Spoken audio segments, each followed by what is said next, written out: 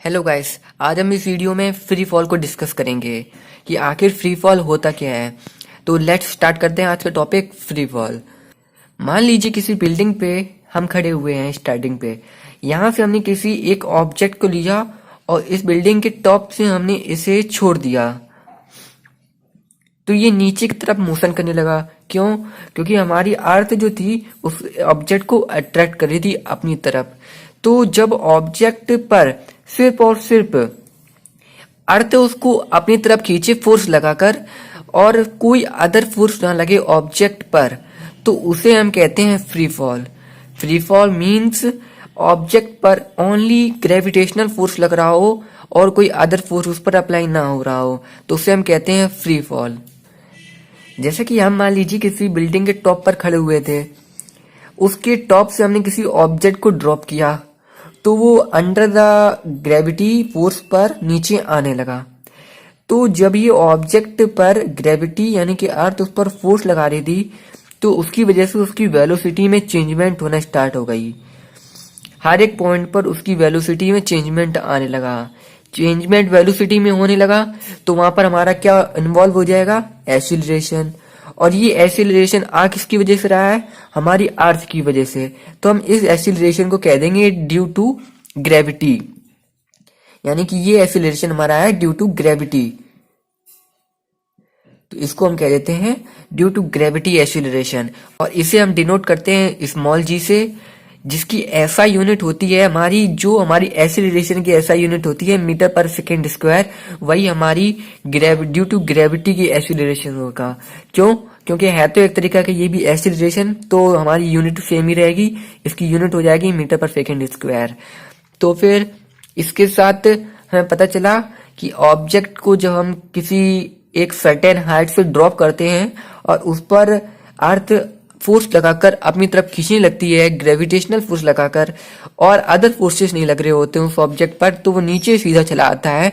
और इसकी वजह से ये हम इस मतलब कि पूरी क्रिया को फ्री फॉल कहते हैं। और जब ऑब्जेक्ट नीचे आ रहा होता है तो उसमें वेलोसिटी में उसकी ऑब्जेक्ट की चेंजमेंट होने लगता है, जिसकी वजह से हमारा ग्रेविटी यानी कि एसिलरेशन वर्क करना स्टार्ट कर देता है।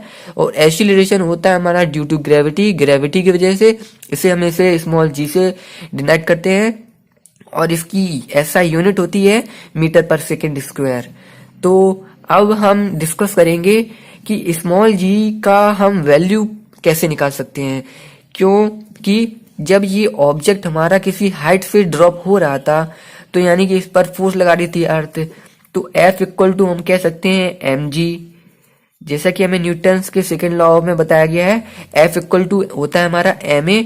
तो हमारा एसिलरेशन यहाँ पर ड्यू टू ग्रेविटी है, तो हम एक ही जगह पर g रख सकते हैं, तो F इक्वल टू mg हो जाएगा इस ऑब्जेक्ट पर जो फोर्स लग रहा होगा।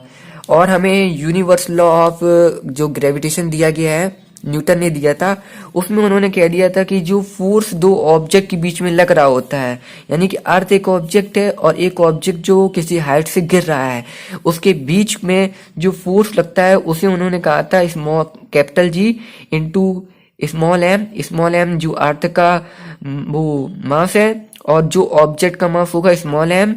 और जिस मतलब कि जो इसकी डिस्टेंस है बिटवीन, मतलब कि अर्थ की जो मतलब कि रेडिएशन होती है उसकी जगह पर हम आर रखते हैं। बट अगर अर्थ से काफी दूर है ऑब्जेक्ट तो हम डी रख देते हैं। तो हमने यहाँ पर ये काफी पास, मतलब बिल्डिंग ज्यादा दूर नहीं है अपनी अर्थ से, तो फिर हमने इसकी जगह पर अर्थ की वो रख दी त्रिज्या, यानी कि रेडियस, तो आर स्क्वायर हो गया। तो जैसा कि हमने न्यूटन सेकेंड लॉ में F इक्वल टू mg पढ़ा था, और यूनिवर्सल लॉ ऑफ ग्रेविटेशन में बताया गया कि दो ऑब्जेक्ट के बीच में इतना फोर्स लगता है, तो फिर ये हमारे इक्वली हो जाएंगे। तो हम m से m को काट सकते हैं, तो हमारा g इक्वल टू क्या हो जाएगा? Capital G is capital M upon R square, यानी कि ये हमारी g की वैल्यू आ जाती है। अब हम इसमें से कैपिटल G, जैसा कि हमें इस कांस्टेंट का वैल्यू में साइंटिस्ट ने निकाल के दी हुई थी, क्या थी? 6.673 इंटू 10 टू की पावर माइनस 11। और जैसे कि हमारी अर्थ का मास कितना होता है? होता है 6 इंटू 10 टू की पावर 24 kg हमारा होता है अर्थ का मास। और वहीं हमारा रेडियस अर्थ का कितना है 6.4 इंटू 10⁶, जैसे कि मीटर में होगी, इसका हम होल स्क्वायर कर देंगे। और जो हमारा ये कांस्टेंट है इसकी कोई ऐसा यूनिट हमें पता थी, क्या थी, newton into metre square into kilogram square. तो इस जगह पे हमने पुट करना भूल गए, तो उसका कोई प्रॉब्लम नहीं है, लिख देते हैं हम ऊपर करके newton into metre square into kilogram square. ठीक है, तो जैसे कि हमने इक्वल टू किया 6 पॉइंट कैलकुलेशन स्टार्ट किया अपना, तो हमने कट करके हमें पता चला कि जी की वैल्यू निकल के आएगी 9.8 मीटर पर सेकेंड स्क्वायर। हमारी जी की वैल्यू कॉन्स्टेंटली निकल कर आ जाएगी। ये वैल्यू हमारी तब वर्क करेगी जब ऑब्जेक्ट हमारी अर्थ के काफी निकट होगा, यानी कि काफी पास होगा। ज्यादा दूर के लिए हम इस यूनिट का यूज नहीं करेंगे। ज्यादा दूर जब हो जाएगी तब हम ये आर स्क्वायर की जगह पे जो डिस्टेंस दी होगी ऑब्जेक्ट की अर्थ से जितनी भी होगी उसकी डिस्टेंस रखेंगे और कांस्टेंट वैल्यू रखेंगे जी की, और अर्थ का मास रखेंगे, तो हम जी की वैल्यू निकाल देंगे। तो हमारी जो भी आएगी वो हम क्वेश्चन में लगाकर यूज करेंगे। बट ज्यादातर ऑब्जेक्ट हमारे अर्थ के पास ही होते हैं, तो उसके लिए हम कॉन्स्टेंटली 9.8 मीटर पर सेकंड स्क्वायर रख देते हैं। काफी जगह हमारी 10 मीटर पर सेकंड स्क्वायर रखी होती है, वो हमारी कैलकुलेशन को इजी करने के लिए रख देते हैं। तो इसके साथ हम जी की वैल्यू भी निकालना सीख गए कि जी की वैल्यू कैसे निकालते हैं। और एक बात को जान लेना जरूरी है, एक बात और जान लेनी जरूरी है कि जो हमारी अर्थ होती है वो पूरी गोल यानी कि स्पेयर में ना होकर वर्टिकली अजीब अजीब टाइप की बनी हुई है, जो कि पोल पर पास हो जाती है और इक्वेटर पे काफी डिस्टेंस बढ़ जाती है। तो जब पोल से हम रेडियस नापेंगे तो हमारी रेडियस थोड़ी कम आएगी अकॉर्डिंग टू जो हमारी इक्वेटर से डिस्टेंस आ जाएगी, यानी कि जो इक्वेटर से रेडियस आ जाएगी। तो फिर हमारी जो पोल पे होगी ग्रेविटेशनल फोर्स यानी कि एक्सीलरेशन ड्यू टू ग्रेविटी वो होगी हाईएस्ट पीक पर, और जो हमारी इक्वेटर पे होगी वो हो जाएगी हमारी कम अकॉर्डिंग टू दिस, यानी कि हमारी इक्वेटर पर जी की वैल्यू कम हो जाती है।